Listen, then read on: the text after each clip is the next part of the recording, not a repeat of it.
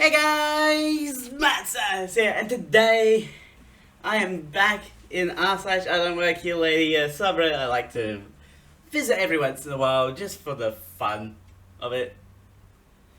Today I have 4 stories lined up, one of which is a extra large, and one is an extra large. Because why not? But we're going to start off with a small one. Anyone in uniform, I guess. Witnesses at an airport recently, I was sitting at the gate, minding my own business, and watched a loud grandma and her family try to figure out if their flight was delayed. She suddenly yelled, "Let's ask him!"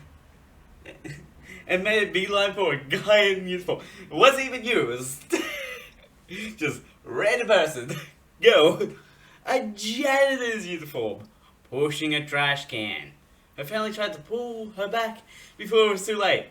"Is the flight to Chicago delayed?" Bless the guy. He tried to point her to a monitor, but she started in with her describing her situation and about some connection they missed and how they need vouchers, etc. He tried to tell her to find an airline person, but she kept talking over him and asking him if she needed to pay for a flight change, etc. Why do people always put etc.? I mean, technically he worked there, I guess. Like, he did work there, but not in the job you wanted him to be working in. Asked to help by someone who thought I was clocked out. I do for because also posted in Tales from the Customer. I was at Walgreens earlier today, and a woman stopped me and asked me if I worked here. The uniform is a navy polo with red embroidery. I'm wearing a grey cable knit sweater and was carrying my winter coat. Puzzled, I replied that no, I do not work here. She said, "Oh, I just saw you coming from the direction of that employee's only door with your coat and assumed you worked here and was leaving for the day." To which I replied, "No, but as someone who worked retail for years, I would suggest that you please not ask employees who are clearly not on the clock, like if they have their coat. The shifts can be hard and long, and people deserve their time off and not to work without being paid because they're off the clock." She looked shocked, then gave me a huge. An employee who overheard came out of the aisle and offered to help her. I continued to wait at the counter until he came back. As he checked me out, he said I'm his new favourite customer. I think we made each other's day, lol. People like that of a customer can be so exhausting and frustrating. Just why? Your time or needs are not more valuable than someone else's. It's like, they're not on the clock, meaning they're not working. It's like, bye, but hold up, I need your help. See, like, if anyone ever sees this woman, they're clocked out, they're gonna just book it. Get out. You think we can afford her? A recent event triggered this old memory. It's more of a she doesn't work here moment. This happened many years ago, I think a year or two after the 2008 recession started. Ooh, we go way back. Setting is a retail drugstore chain, one open 24 hours a day. Despite being a big business, we're still feeling the effects of the recession. Everyone still has a job, but hours are being cut. I'm a shift supervisor working the closing at 2 to 11 p.m. shift. The overnight supervisor and cashier have arrived. I'm in the office talking to the overnight supervisor when I get a call for a manager needed up front. I leave the office to handle the situation. For context, I'm female, so is the overnight supervisor. Both cashiers are male. Oh, we can see where this is going. Once I get up front, both cashiers are ringing customers up and telling me the complaining customer left. I notice there's a line and decide to help. As I'm ringing up a customer, let's call her Jane, a middle-aged man. Let's call him John. Walks in and angrily tells me he needs to talk to me. I tell him no problem, let me finish with my customer.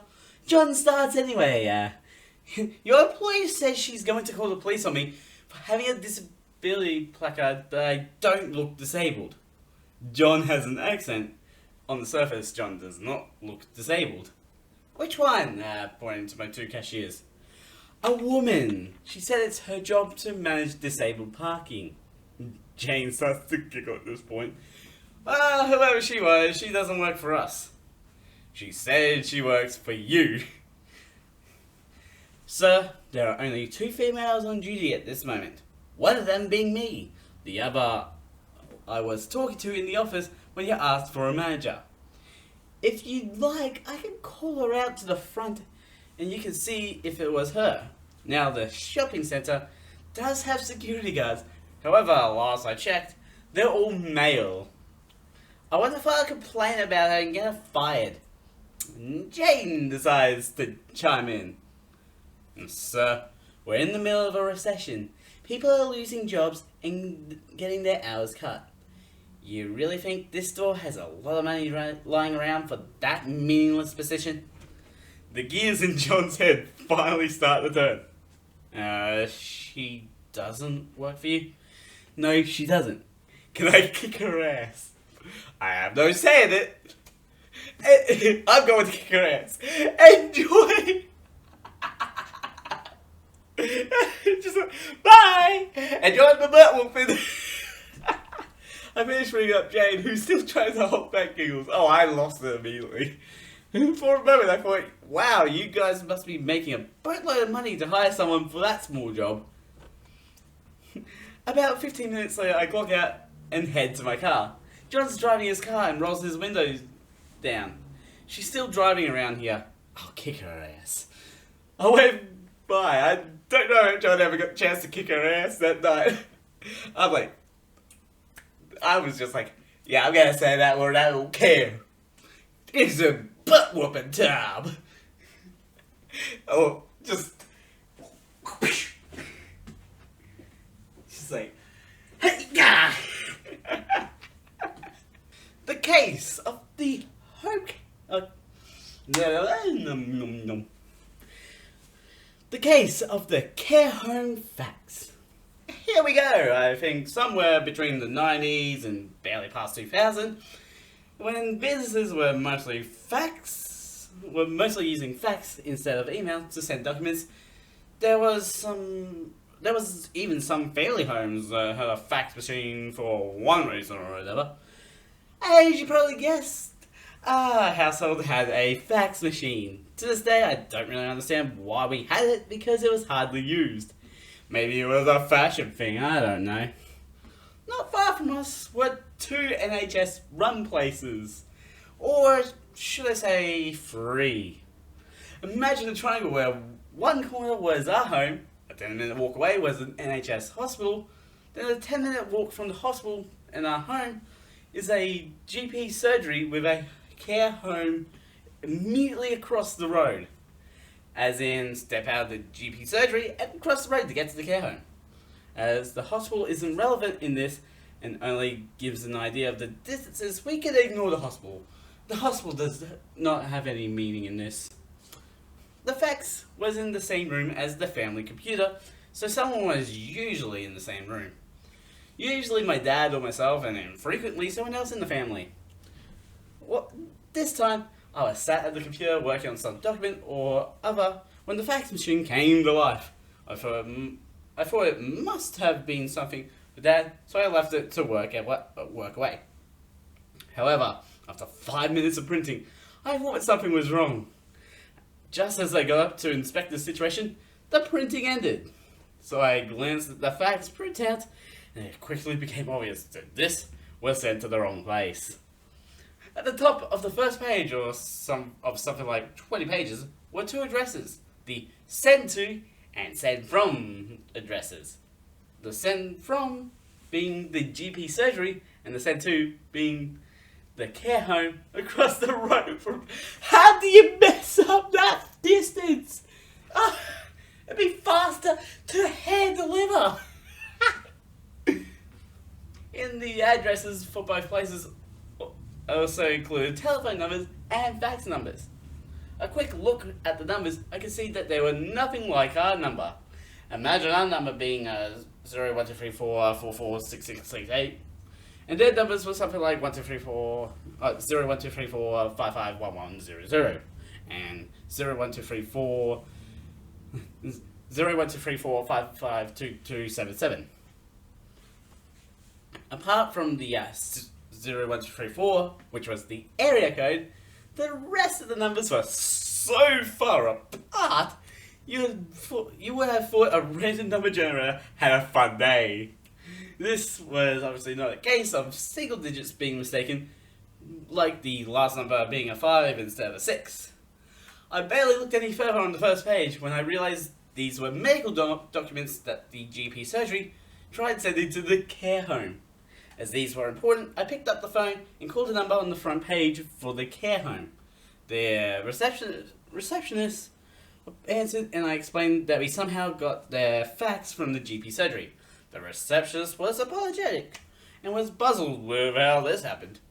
I asked if they'd like me to drop by with the fax documents as I live so close, but the receptionist instead asked if we had a paper shredder. I said that we do, and she told me to just shred them. I asked if she was certain, and she said yes.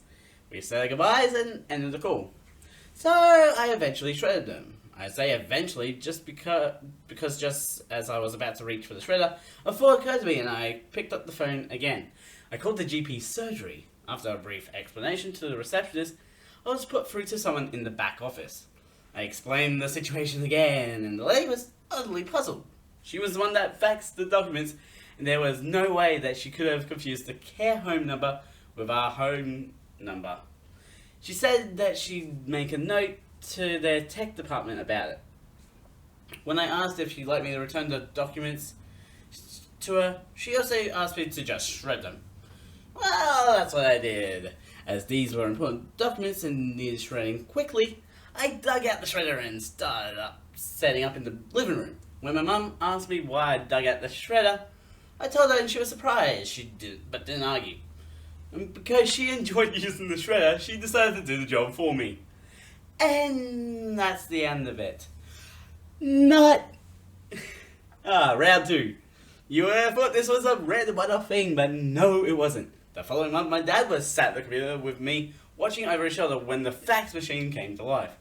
We glanced at it before returning to the computer while waiting for the fax to finish. After a few minutes, we just looked at it, wondering what's happening.